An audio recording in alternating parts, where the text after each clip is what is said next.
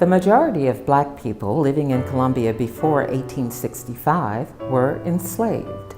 Celia Mann, a midwife, and Ben Delane, a boatman, were among the few people of color living in Colombia at that time who were legally free.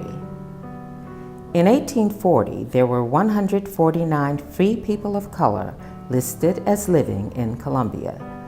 20 years later, while that figure had doubled, they still represented only 3% of the city's population. Some had bought their freedom. Others had been freed by their owners, and still others had been born to free mothers.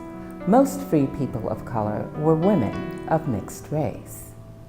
They were often the children of white fathers. In many cases, these white fathers had been the legal owners of the enslaved mothers.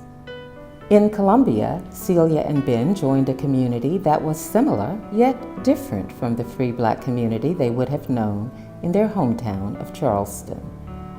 In Charleston, free black people were more likely to be educated and to achieve a certain amount of social status. In Colombia, however, members of the free black community tended to work in skilled or service jobs, as carpenters, barbers, or seamstresses, for example. Their status as free was coveted. Success could be had through hard work, but there were also race-based laws and customs that limited their free movement in society. In 1822, all free men of color were required by state law to have a white male guardian.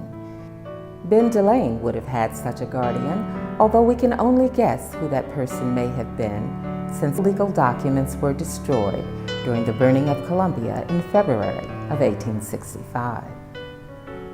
As the state moved closer toward the start of the Civil War, restrictions on all black people, both free and enslaved, increased.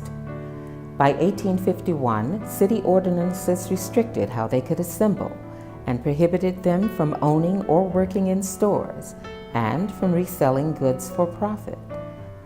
Public behavior was also strictly controlled, with harsh punishment for drunkenness, smoking cigars, and even using a walking cane in public.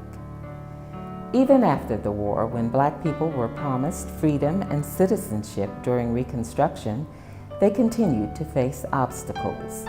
Both written and unwritten rules continued to place heavy and unjust burdens on the people of color in the community. The promises of Reconstruction would not be fully realized for over 100 years, as the struggle for realization continues to this day.